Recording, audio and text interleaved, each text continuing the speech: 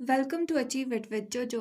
इस वीडियो में हम सॉल्व करेंगे एनसीईआरटी क्लास 12th मैथमेटिक्स की एक्सरसाइज 7.5 के रिमेनिंग क्वेश्चंस, क्वेश्चन नंबर 12 तक, और उसकी इंट्रोडक्शन हम पिछली वीडियोस में देख चुके थे। क्वेश्चन नंबर 13, इसमें हमें इस रेशनल फंक्शन को इंटीग्रेट करना है 2/1 - x एंड 1 + x²। ठीक है, ये साफ साफ दिखती सी बात है कि ये प्रॉपर रेशनल फंक्शन है। ठीक है, तो इसका कॉरेस्पॉन्डिंग पार्शियल फ्रैक्शन क्या होगा? क्वाड्रेटिक टर्म है।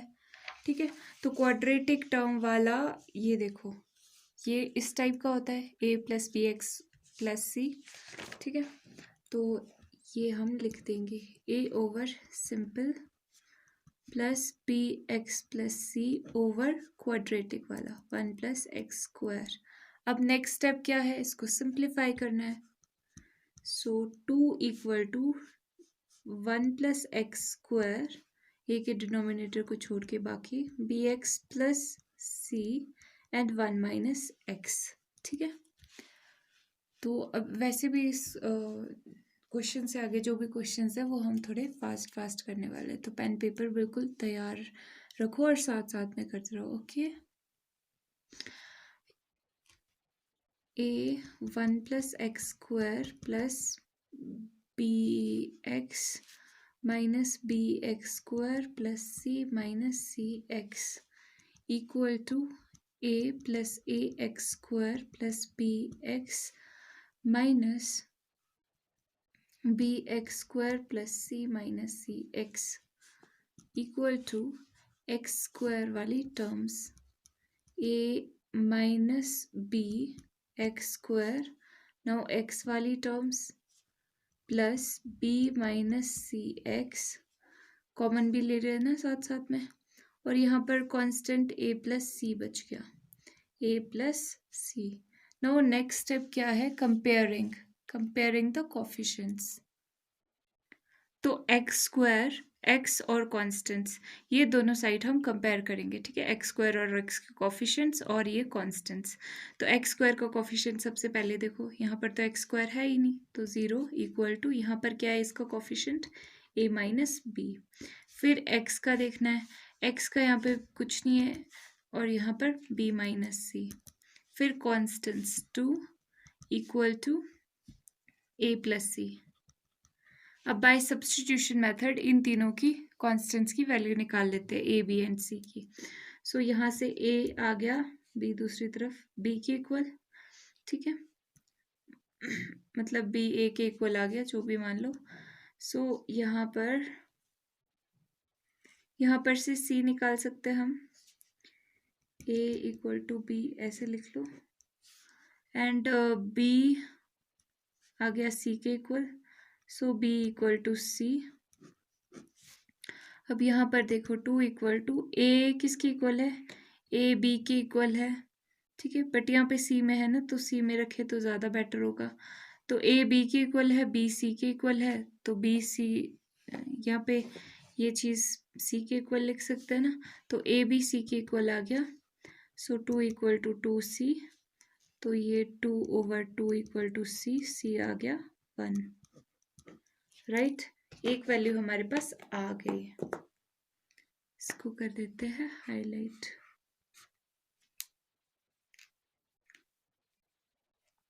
अभी c इक्वल टू 1 आ गया, तो b भी इक्वल टू 1 आ गया, क्योंकि b c के इक्वल है, और a b की वैल्यू 1। ठीक है, ये बाय सब्स्टिट्यूशन मेथड हो चुका है। देखो एक बार फिर से बताती हूँ, यहाँ पर a b के इक्वल है, मतलब a b इक्वल है, यहाँ पे c और b इक्वल है, तो यहाँ पे a की जगह पर आप चाहे b डालो चाहे c डालो, क्योंकि b c के इक्वल है। ठीक है, तो हमने यहाँ पे c पुट कर दिया, क्योंकि c + c 2c हो जाएगा, और ये c इक्वल टू 1 आ गया, एंड ये b equal to 1 and a equal to 1। अब इनकी वैल्यूज़ हम कहाँ पर पुट करते हैं? इक्वेशन हमारी ये वाली इक्वेशन 1 में। So putting the values of a b and c in equation 1। तो यहाँ पर ये इक्वेशन लिख दी है मैंने, यहाँ पर a और bx + c को छोड़ के बाकी सारी चीज़ें लिख दी है। तो यहाँ पर a की वैल्यू क्या है? 1, b है 1, x 1 into x is x plus c is 1। ठीक है, तो ये चीज़ हमारी आ चुकी है। अब इसको फर्दर हम अलग अलग करके लिख सकते हैं क्योंकि इंटीग्रेशन करनी होगी हमें इसकी। सो उसके लिए ये आसान हो जाएगा। x के ओवर में ये चीज़ है, ठीक है। सो 1 के भी ओवर में ये चीज़ है। ब्रेक डाउन कर सकते हैं ना, इसको अलग अलग लिख सकते हैं इसको। x के ओवर में ये भी है और 1 के ओवर में भी ये है, ठीक है। सो अब नेक्स्ट स्टेप क्या होगा, integrating both sides with respect to x, ठीक है। तो लिख लेते हैं यहाँ पे। तो हेयर यहाँ पर मैंने लिख दिया integrating both sides with respect to x। Integration का साइन लगा है सिर्फ यहाँ पर और कुछ नहीं हुआ है पिछली क्वेश्चन में। इंटीग्रेशन dx इंटीग्रेशन dx यहाँ पर देखो, क्योंकि अभी हम यहाँ पर क्या कर चुके हैं, यहाँ पर हम सिंप्लीफाई कर चुके हैं। ये a b c बार बार हम कहते हैं कि हम इसको पार्शियल फ्रैक्शन से सॉल्व कर रहे हैं। सो पार्शियल फ्रैक्शन में इसको कन्वर्ट करने की क्या ज़रूरत पड़ी, हम इस रेशनल फंक्शन को सिंपलर रेशनल फंक्शंस में कन्वर्ट कर रहे हैं और यहाँ पर वो कन्वर्ट हो गया, ठीक है।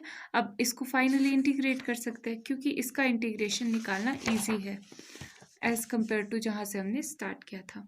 तो अब यहाँ पर देखो, इसका इंटीग्रेशन तो आपको साफ दिख रहा है, log of mod of 1 minus x है।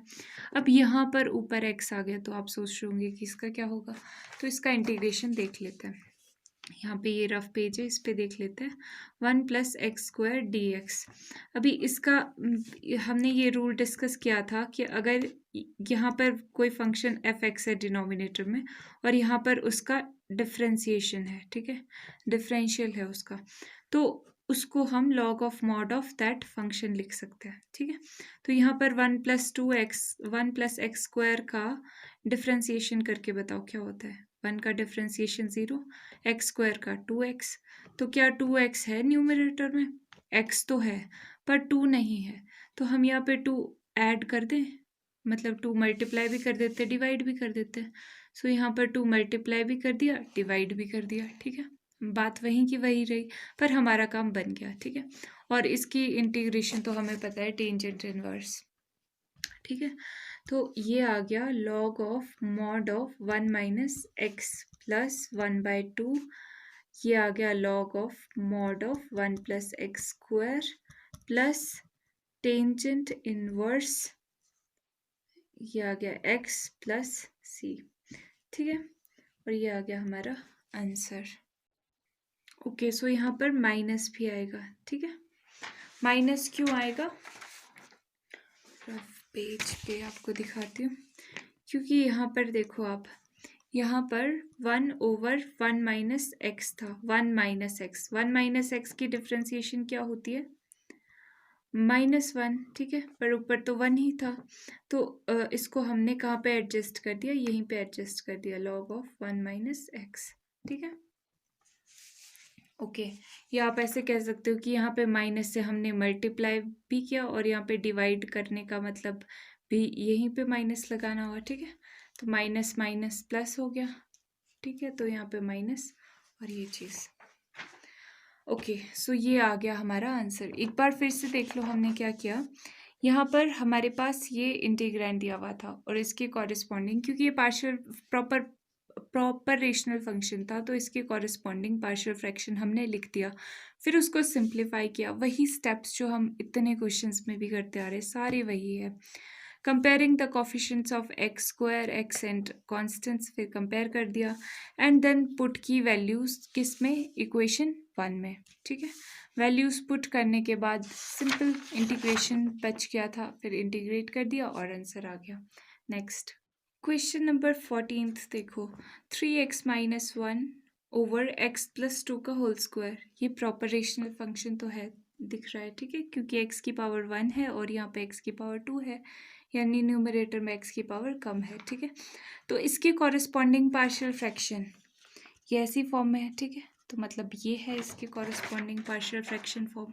ये तो अभी तक आपको बिल्कुल याद हो गया होगा, x plus 2 plus b over x plus 2 का स्क्वायर। अब इसको कर देते हैं सिंप्लीफाई, ठीक है। अब क्योंकि इसका इनके डिनोमिनेटर सेम है तो हम वो वाला शॉर्टकट अप्लाई नहीं करेंगे, हम यहाँ पर डायरेक्टली करके करेंगे एलसीएम। सो ये एलसीएम निकाल दिया हमने, ठीक है। x plus two x plus two था हमारे पास, एक की कमी थी तो ये लिख दिया। यहाँ पे दोनों थे, x प्लस टू का स्क्वायर था, यहाँ पे भी x प्लस टू का स्क्वायर था, तो बस b ही रह गया। नाउ 3x माइनस वन, ये चीज़ और ये चीज़ तो कैंसिल हो गई, इक्वल टू, ये ब्रैकेट ओपन कर लेते, ax plus two a plus b, ठीक है। तो यहाँ पर ये चीज़ आ गई कांस्टेंट, और ये ax ये अपने आप ही सॉर्टेड है, यहाँ पे तो कुछ करने की ज़रूरत भी नहीं पड़ी। Now comparing the coefficients of x square तो है नहीं, x एंड कॉन्स्टेंट्स, साथ में क्या कंपेयर करते हैं, कॉन्स्टेंट्स ऑन बोथ साइड्स, ठीक है, respectively what we get is, हमें क्या मिलता है यहाँ पे, x का कंपैरिजन करो, यहाँ पे 3 है, x के कोफिशिएंट का 3 इक्वल टू a, अरे वाह, ये तो a की वैल्यू यहाँ पे सामने सामने ही आ गई, ठीक है। और यहाँ पर क्या मिलता है, -1 कॉन्स्टेंट्स को कंपेयर करके, -1 equal to 2a plus b। अब यहाँ पर a की वैल्यू तो आई हुई है 3, है ना, सो 2 यहाँ पे 3 पुट करेंगे a की वैल्यू, तो क्या आ जाएगा 2 3 6 प्लस b, यानी कि b आ जाएगा 6 दूसरी तरफ, -6 -1 यानी कि -7, b आ गया अपने पास -7, ठीक है। इसको कर देते हैं हाईलाइट। तो ये हो गया है यहाँ पे हाईलाइट, और साथ ही साथ में अब हम क्या करेंगे, a और b की वैल्यू आ गई, हम पुट कर देंगे a की वैल्यू और b की वैल्यू इन इक्वेशन 1 इक्वेशन में, ठीक है। फर्स्ट इक्वेशन कौन सी, ये वाली इक्वेशन जहाँ पे a और b की, तो ये एंड ये यहाँ पे a एंड b की वैल्यू पुट करेंगे। ये सारी चीज़ें मैंने लिख दी a और b के अलावा। सो a की वैल्यू क्या है, 3 है, b की वैल्यू क्या है, -7 है, -7, ठीक है। तो ये आ गया हमारे पास। अब क्या नेक्स्ट स्टेप क्या होता है, integrating both sides with respect to x, इंटीग्रेटिंग both sides with respect to x, what we get हमें क्या मिलता है, यहाँ पे 3x minus 1 over x plus 2 का स्क्वायर dx इक्वल टू 3 तो कांस्टेंट है, 1 over x plus 2 dx minus 7 भी कांस्टेंट है, 1 ओवर x प्लस 2 का होल स्क्वायर dx। तो इसका होगा integration log of mod of x plus 2 minus 7। यहाँ पर अब इसका इंटीग्रेशन क्या होगा, इसका इंटीग्रेशन हमने पिछली वीडियो में भी डिस्कस किया था कि -1 ओवर t होता है इसका, इस टाइप का इंटीग्रेशन। फिर भी मैं आपको रफ पे दिखा देती हूँ। यहाँ पर देखो, ये है 1 ओवर x प्लस 2 का होल स्क्वायर dx, यानी कि इसको हम t पुट कर सकते हैं एक तरह से, ठीक है। अगर हम इसको t पुट कर देते हैं तो इसका differentiation dx equal to dt हो जाएगा, ठीक है। यानी कि ये चीज़ क्या बन जाएगी, 1 ओवर, ये तो t पुट कर दिया x प्लस 2, है ना, तो t का स्क्वायर और साथ में dx क्या आ गया, इसकी वजह से dt आ गया, पूरा t में कन्वर्ट हो गया, है ना। अब यहाँ पर देखो, अब ये t का ये आ गया, ठीक है, क्योंकि 2 ऊपर, इसको हम 1 ओवर टी स्क्वायर को ऊपर लिखेंगे तो ये इन्वर्स में आ जाएगा, है ना। तो ये इक्वल टू इंटीग्रेट करोगे तो -2 + 1 ओवर -2 + 1 प्लस c, यानी कि ये आ जाएगा t टू द पावर -2 + 1 कितना हुआ, -1 ओवर -1, यानी कि -1/t प्लस c। सो -1/t, इसका क्या आएगा, minus minus minus got plus 1/t, 1 यहीं पे कर दूं, अपॉन t की जगह पे क्या है, x प्लस 2 है, प्लस c, ये आ गया आंसर, ठीक है। It was easy. तो ये अभी तक का सबसे इजी क्वेश्चन था। यहाँ पर ये इंटीग्रैंड था हमारे पास गिवन, इसके कॉरेस्पॉन्डिंग हमने पार्शियल फ्रैक्शन लिख लिया, ठीक है। फिर सिंप्लीफाई किया और फिर कंपेयर कर दिया कोफिशिएंट को, a की वैल्यू तो कंपैरिजन पे ही आ गई और b की वैल्यू हमने a की वैल्यू पुट करके डाल दी। फिर a और b की जब वैल्यू आ गई तो हमने इस इक्वेशन में उसको पुट कर दिया। जब हमने ये यहाँ पर पुट कर दिया उसके बाद तो सारी की सारी चीज़ सॉर्टेड थी, सिंप्लीफाइड थी। तो अब हमें बस इंटीग्रेट करना था, तो हमने दोनों साइड इंटीग्रेट कर दिया विद रिस्पेक्ट टू dx। और यहाँ पे ये चीज़ भी हमें पता थी, हमने बहुत बार की हुई है कि -1/t होती है इसकी इंटीग्रेशन, ठीक है। पर फिर भी मैंने आपको शो भी कर दी कि कैसे -1/t होती है, ठीक है, प्लस c। और इसका तो आपको पता ही है 1/x + 2 x, इस चीज़ की डिफ्रेंसिएशन करोगे तो 1 आएगा, और 1 है यहाँ पर, तो ये क्या होगा, log of mod of this function, ठीक है। नेक्स्ट क्वेश्चन नंबर 15 में गिवन है 1/x⁴ - 1। अब ये प्रॉपर रेशनल फंक्शन तो है ही, ठीक है, पर इसको यहाँ पे सिंप्लीफाई भी किया जा सकता है। क्यों? क्योंकि ये a² - b² की फॉर्म में है, ठीक है। तो a² - b² का formula a + b a - b होता है, ठीक है। तो वो फॉर्मूला हम अप्लाई कर सकते हैं। ये देखो, इसका स्क्वायर एंड इसका स्क्वायर, तो ये आ जाएगा this over a + b and a - b, ठीक है। तो अब फर्दर ये चीज़ तो ठीक है, ये चीज़ अगेन फॉर्मूला बन गई a² - b², ठीक है। इसमें अगेन फॉर्मूला लगा लेते हैं a + b and a - b, ठीक है। अब इसकी पार्शियल फ्रैक्शन में क्या फॉर्म होगी इसके कॉरेस्पॉन्डिंग, देखो यहाँ पे सिंपल टर्म्स है 2, और यहाँ पे एक क्वाड्रेटिक टर्म है, ठीक है। तो ऐसी कौन सी सिचुएशन में आता है हमारे पास, ये सिचुएशन, ठीक है। तो a ओवर जो लीनियर टर्म्स होती है, ठीक है, और मतलब जितने भी लीनियर टर्म्स है, फिर क्वाड्रेटिक टर्म के ऊपर इस तरीके से कॉन्स्टेंट्स लेते हैं।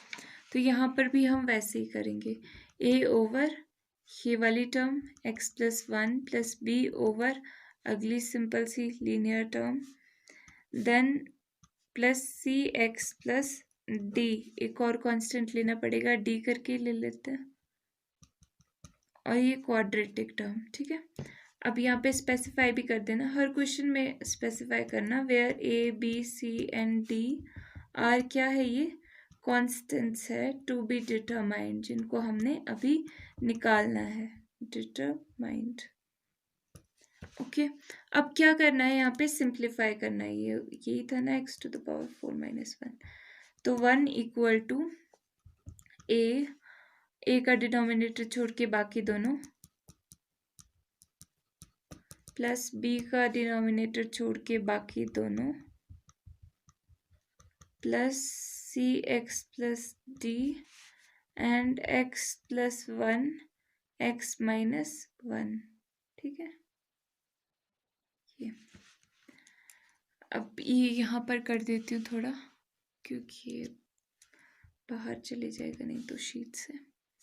सो a, अब सिंपली ब्रैकेट ओपन होगा, ठीक है, फटाफट से कर देते हैं, x³ + x - x², साथ में -1 + b x³ + x + x² + 1 plus cx + d, और x + 1 x - 1 इज x² - 1 का स्क्वायर यानी 1, ठीक है। तो 1 इज इक्वल टू ये x³ plus x - x² - 1 plus bx, ये इसको ओपन ही कर देते हैं, ब्रैकेट ओपन कर दो। अगले स्टेप में क्या ले जाना इसको, ax³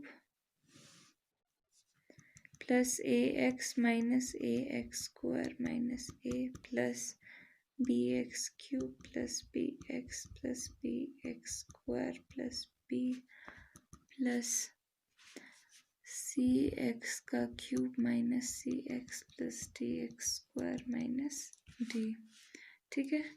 अब x³ वाली टर्म्स एक साथ, a साथ में x³ कॉमन भी ले लिया, नाउ x वाली टर्म्स साथ में हाईलाइट कर दिया जाए, x² वाली करते हैं पहले, x²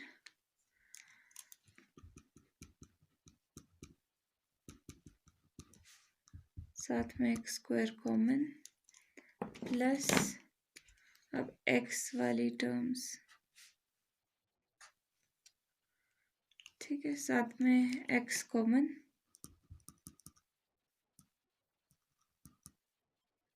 माइनस है सी,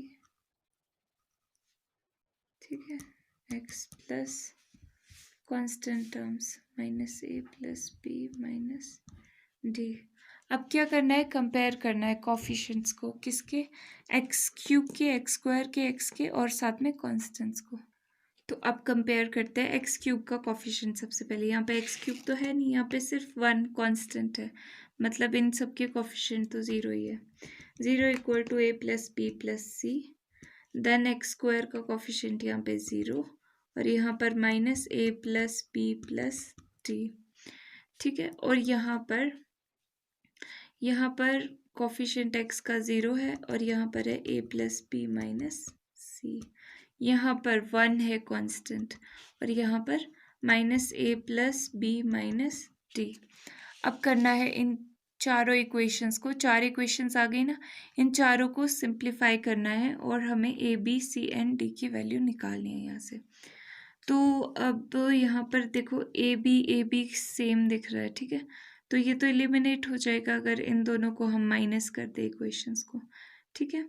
तो यहाँ पे आपने लिख देना कि subtracting this equation and this equation, आपने लिख देना, मैं यहाँ पे डायरेक्टली कर देती हूँ। तो यहाँ पे zero equal to a plus b minus c, ये कर दी मैंने माइनस, ठीक है, zero minus zero zero, a minus a zero, b minus b zero, c minus of minus c minus minus got plus two c, यानी कि zero equal to two c, c आ गया ज़ीरो, एक value आ गई, ठीक है। अब और क्या निकाल सकते हैं, यहाँ पे minus a plus b, minus a plus B, ये दोनों भी सेम है, ठीक है, तो इसको और इसको भी माइनस कर दूँ तो one equal to minus a plus b minus d, minus कर दो, ज़ीरो माइनस वन, और ये ए माइनस ए कितना हुआ, ज़ीरो प्लस ज़ीरो, एंड ये d minus two d, so ये आ गया minus one equal to two d, d की वैल्यू आ गई minus one over two, okay, c की वैल्यू आ गई, डी की वैल्यू आ गई। अब अगली वैल्यू किसकी निकाले, यहाँ पर ए और बी दो कॉन्स्टेंट्स है और यहाँ पे ए की वैल्यू बी की वैल्यू यहाँ पे भी किसी की नहीं पता है, ठीक है, सी और डी की कहीं पे एक साथ है नहीं, तो यहाँ पे पहले ये इवेल्युएट कर लेते हैं। सी तो ज़ीरो है तो ए प्लस बी माइनस ज़ीरो, ठीक है, अगर सी की वैल्यू पुट कर दे, ये सारा मैं बोल के कर रही हूँ, आपने यहाँ पे लिख के शो करना है कि जैसे यहाँ पे एलिमिनेट की ना ये दोनों इक्वेशंस, तो आपने लिख देना है adding equation one and subtracting equation one two from one, ऐसे करके, ठीक है, जो भी है, ओके। सो यहाँ से ए आ गया माइनस बी के इक्वल, बी तो ए माइनस बी के इक्वल आ गया, तो यहाँ पर पुट कर दे minus of minus b plus b minus three, यानी कि b plus b minus d की जगह पे क्या है, माइनस वन बाय टू है, so minus minus plus two b plus one by two, and ये आ जाएगा one minus one by two equal to two b minus one by two, दूसरी तरफ लेके थे ना, टू एलसीएम ले लोगे two minus one one by two equal to two b, so b आ जाएगा टू दूसरी तरफ वन बाय फोर, बी आ गया वन बाय फोर, तो ए क्या आ जाएगा minus one by four, okay. So ये आ गई है हमारे पास चार वैल्यूज, देख लो आप, देख रहे हो लॉजिक हमने कैसे कैसे लगाया, हमने सब्स्टिट्यूशन मेथड भी यूज़ किया और एलिमिनेशन मेथड भी यूज़ किया। एलिमिनेशन मेथड हमने कहाँ पे यूज़ किया, जहाँ पे हमें दो क्वांटिटी सेम सी लग रही थी, ठीक है, वहाँ पे एलिमिनेशन मेथड यूज़ किया, और जहाँ पर यहाँ देखो, यहाँ पे भी दो क्वांटिटीज सेम लग रही थी।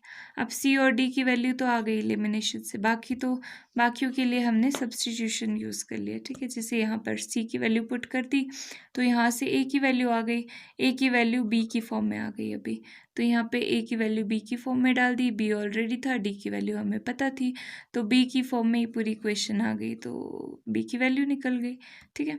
तो बी की वैल्यू यहाँ पे वापस पुट करके ये भी आ गया। तो now putting the values of these 4 constants in equation, इन सब की जो वैल्यूज है वो कहाँ पे पुट कर दी, इक्वेशन 1 में पुट कर दी, ठीक है। तो ये लिख लेते हैं। सो ये लिख दिया है मैंने यहाँ पर, और इक्वेशन 1 आप देख लो, ये है equation 1। A b c x plus d की जगह पे मैंने खाली छोड़ा है, ठीक है। ए की जगह पे -1/4 है, ठीक है, -1/4, ठीक है।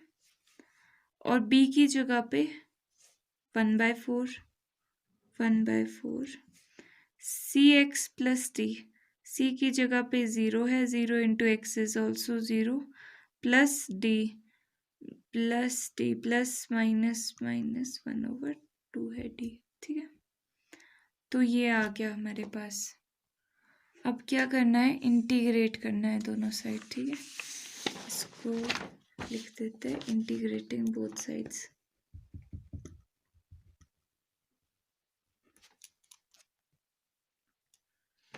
क्योंकि -1/4 कांस्टेंट है,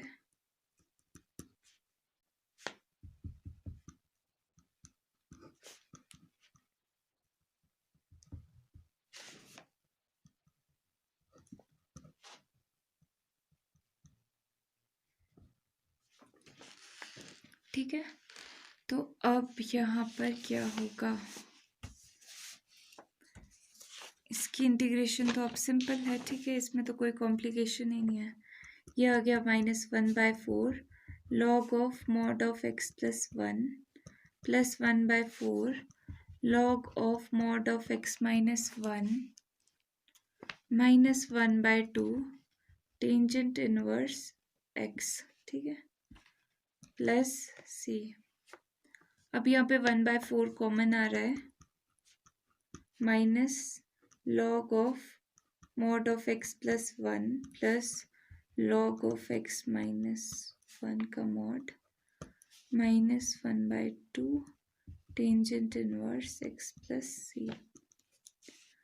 अब log की प्रॉपर्टी क्या होती है कि जो माइनस वाली चीज़ होती है वो डिवीजन में आ जाती है, सो x -1 ओवर x प्लस 1 हो जाएगा, -1/2 tangent inverse x plus c।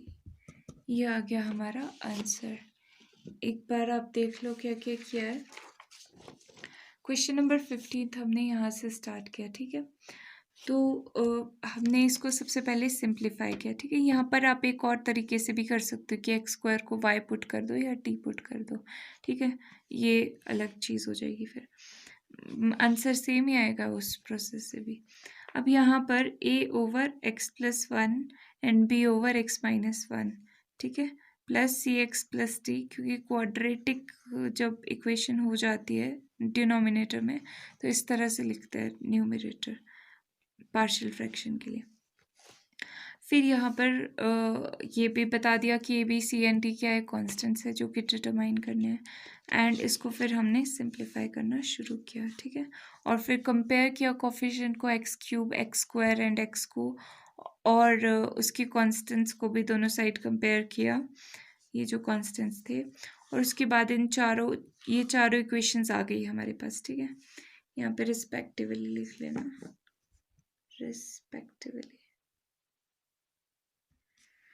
ठीक है। रिस्पेक्टिवली का मतलब पहले x³ के कोफिशिएंट्स देखे, फिर x² के, फिर x के, एंड देन कॉन्स्टेंट्स हमने देखे, एंड देन हमने ये इक्वेशंस सॉल्व कर दी, और ये आ गया सॉल्व करके, एंड देन पुट की वैल्यूज जो आई इक्वेशन 1 में, एंड फिर ये इंटीग्रेशन हमने कर दी, ओके। क्वेश्चन नंबर 16 देखो, 1 over x into x to the power n plus 1, ठीक है। यहाँ पे हिंट भी दिया हुआ है इस क्वेश्चन के साथ में। मेरी वाली बुक की वर्जन में तो है, आपकी वाली में देख लेना आप, कि multiply the numerator and denominator by x to the power n minus one. इससे आप मल्टीप्लाई कर दो और पुट कर दो x to the power n को टी से, टी पुट कर दो, ठीक है। तो ये हिंट का क्या मतलब है, सबसे पहले एक चीज़ मैं बता देती हूँ, ये एक्सरसाइज बहुत इंपॉर्टेंट है वैसे तो पूरी ही, पर 15 से लेकर 21 तक थोड़े डिफरेंट टाइप के क्वेश्चन है, तो ये आपने स्पेशल केयर के साथ करना। अब इन टाइप के क्वेश्चंस में क्या करते हैं हम, थोड़ी सी सब्स्टिट्यूशन भी यूज़ करते हैं, क्योंकि पार्शियल फ्रैक्शंस भी हमारे साफ साफ नहीं दिख रहे, वैसे तो दिख ही रहे हैं, पर फिर इस चीज़ की इंटीग्रेशन में कुछ लोग अटक जाएंगे, ठीक है। तो हम क्या करते हैं, इस न्यूमरेटर में क्या होना चाहिए, डिनोमिनेटर का डिफरेंशियल होना चाहिए, तो denominator x to the power n plus one ले लेते हैं, एक टर्म ले लेते हैं, ठीक है। इसका जो डिफरेंशिएशन है वो क्या आएगा, पहले power, then x to the power minus one plus zero, one का डिफ्रेंसिएशन तो ज़ीरो होता है, ठीक है। ये चीज़ आ जाएगी। अब इस चीज़ से इस चीज़ को न्यूमरेटर में लाने के लिए इस चीज़ से मल्टीप्लाई करना पड़ेगा, तो डिवाइड भी करना पड़ेगा, ठीक है। और पहले से क्या था, x and x to the power n plus one था पहले से, ठीक है। ये प्लस ज़ीरो हटा दो। अब यहाँ पर ये चीज़ देखो, ये चीज़ क्या बन जाती है, एक्स पावर बेस सेम है तो पावर क्या हो जाती है, add, n minus one plus one हो जाएगा, यानी x to the power n हो जाएगा ये, ठीक है। तो यहाँ पर अल्टीमेटली ये एक्सप्रेशन कुछ इस तरह से आपको नज़र आ जाएगा, one over n x to the power n minus ये x to the power n x to the power n plus one, ठीक है। तो अब अगर आप यहाँ पर इसको टी भी पुट करोगे तो भी ये हमारा सिंप्लीफाई हो जाएगा, ठीक है। तो हम ऐसा कॉन्सेप्ट यूज़ करते हैं, ये मैं फिर से बता दूंगी, डोंट वरी, ये टाइप का कॉन्सेप्ट हम यूज़ करते हैं बहुत सारे क्वेश्चंस में, ठीक है। तो ये भी उन्हीं क्वेश्चंस में से एक है। क्या करेंगे हम, मल्टीप्लाई कर देंगे इस इंटीग्रेंड को, ये जो इंटीग्रेंड है हमारा, पहले लिख लो कि वन क्या है, one over x x to the power n plus one, multiply and divide above integrand by x to the n into x to the power, ये चीज़ ये हमने यहाँ पे निकाली थी ना, कैसे निकाली थी, x to the power n का जब हमने क्या किया, डिफ्रेंसिएशन किया, तो ये चीज़ आई, ठीक है।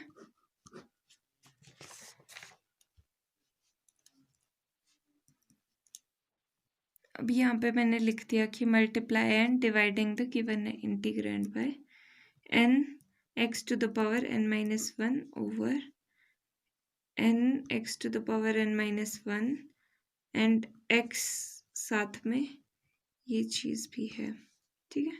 ये मल्टीप्लाई भी कर दिया और डिवाइड भी कर दिया। अब डिवाइड करने से ये चीज़ क्या हो गई,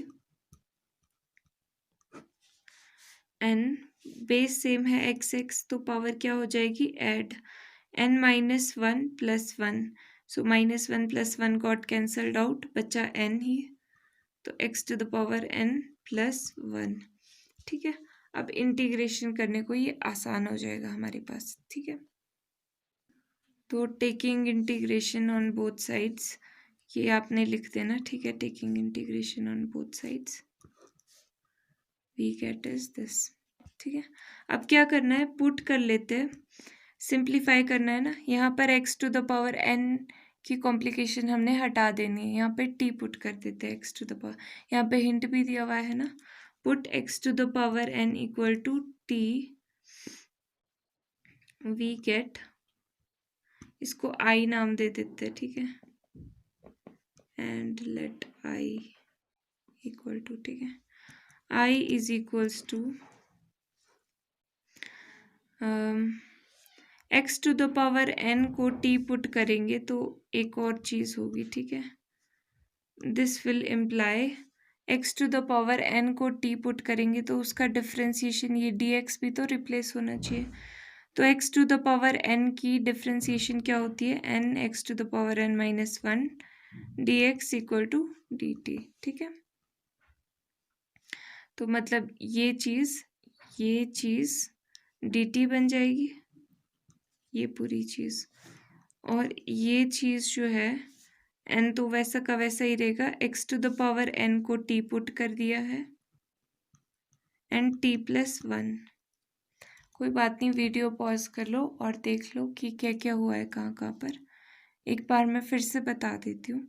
यहाँ पर x to the power n को हमने t पुट कर दिया, ठीक है, t, और ये चीज़ x to the power n and t को दोनों साइड डिफ्रेंशिएट करके ये चीज़ आती है। ठीक है, यहाँ पे एक बार दोबारा कर देती हूँ।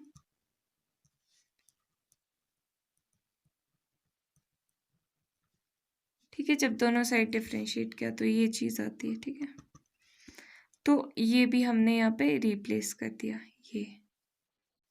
ठीक है, अब इजी हो गया काम। अब तो सिंपल हमारे को ये 1/n भी आप देख सकते हो, ये भी बाहर ही आएगा dt। अब इसका पार्शियल फ्रैक्शन करके इजीली निकाल सकते हो। यहाँ पे ये तो दिख रहा है आपको, ये जो इंटीग्रैंड है ये पार्शियल फ्रैक्शन फॉर्म में कैसे कन्वर्ट होगा, ये देखो दोनों अलग अलग है। ठीक है, तो a/t प्लस b/t+1। अब सिंप्लीफाई कर दो, 1 equal to a t+1 plus bt, यानी कि a/t plus a plus bt, and ये आ जाएगा a प्लस b, साथ में t common plus a। Comparing the coefficients, यहाँ पे किसके होंगे, t and constants respectively on both sides. अब हमें क्या मिलेगा यहाँ पर कंपेयर करने से, यहाँ पर t का कांस्टेंट तो 0 है, पर यहाँ पे a प्लस बी है, so 0 and a plus b and 1 equal to a। 0 equal to a plus b क्योंकि t का कांस्टेंट था, एंड 1 इक्वल टू क्या था, 1 इक्वल टू a कॉन्स्टेंट्स ना, तो 1 इक्वल टू a से a की वैल्यू तो आ गई है, a की वैल्यू 1 है, तो यहाँ पे a की वैल्यू डाल देंगे तो b की वैल्यू भी आ जाएगी, b की वैल्यू -1 है। ठीक है, ये दो वैल्यूज अपने पास आ गई। अब क्या करते हैं, putting the values of a and b in equation, partial fraction वाली जो इक्वेशन थी। ओके, यहाँ पे इस इक्वेशन को नाम दे देते हैं इक्वेशन 1 2 3 ले लेते हैं इसको। ठीक है, तो यहाँ पर पुट कर the values a and b की इन इक्वेशन 3, और इंटीग्रेट भी कर दिया, साथ साथ में कर रहे। ठीक है, क्योंकि इंटीग्रेट भी करना ही है हमें। तो यहाँ पर ये चीज़ a/t b/t+1, a/t a1 है, a/t साथ में इंटीग्रेट भी, b/b है -1, माइनस यहाँ पे लिख दिया, ओवर t+1 साथ में dt। अब इसका इंटीग्रेशन होता है log of mod of t minus इसका log of mod of t+1 plus c। अच्छा, अभी ये आंसर नहीं आया है, अभी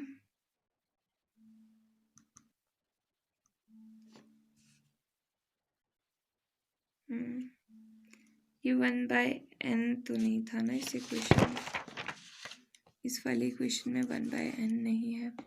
तो अब फाइनल इक्वेशन फाइनल कर देते हैं, यहाँ पे t की वैल्यू वापस डाल देते हैं, ये चीज़ प्लस इंटीग्रेशन, ये वाली चीज़ आई क्या थी वो भी लिख देते हैं। Therefore integration of 1/x to the power x into x to the power n+1 dx क्या आ जाएगा। अब यहाँ पर 1/n भी था। ठीक है, यहाँ पर इस वाली इक्वेशन में 1/n भी था ना, इसके साथ 1/n, पर हमने सिर्फ और सिर्फ ये वाला टर्म कंसीडर किया था ताकि हम पार्शियल फ्रैक्शन इजीली कर पाए। तो अब 1/n से दोनों तरफ मल्टीप्लाई भी कर देते हैं, इसी स्टेप में।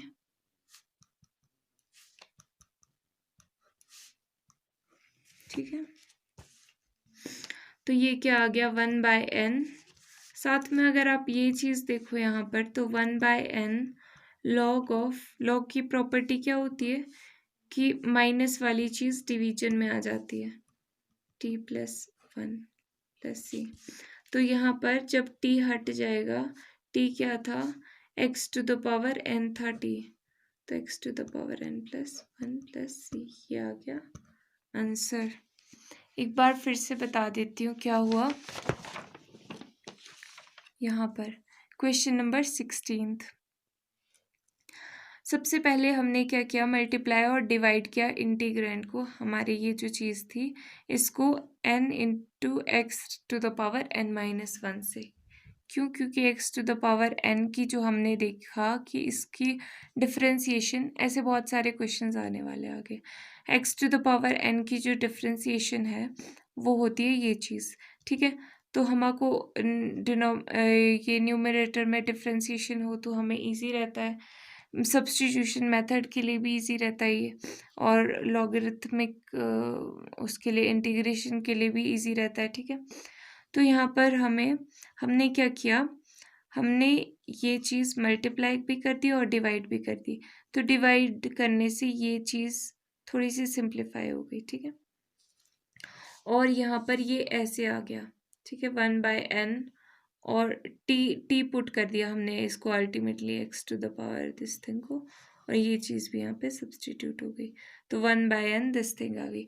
अब ये चीज़ हमने अलग से सॉल्व कर दी पार्शियल फ्रैक्शन लगा करके, पार्शियल फ्रैक्शन मेथड का यूज़ करके हमने ये इस रेशनल फंक्शन को सिंपलर रेशनल फंक्शन में कन्वर्ट कर दिया। ठीक है, ये हमने बहुत बार प्रैक्टिस कर ली है, ए और बी की वैल्यू कैसे निकालते हैं, और फिर हमने ए और बी की वैल्यू उसी में पुट कर दी, साथ में इंटीग्रेट भी कर दिया, मतलब आप अलग स्टेप में इंटीग्रेट कर सकते हो।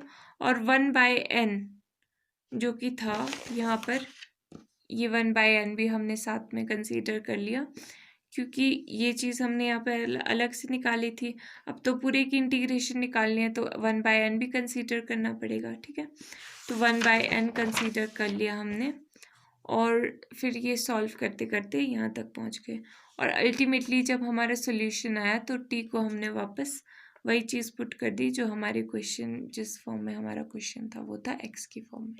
ठीक है, तो ये आ गया आंसर।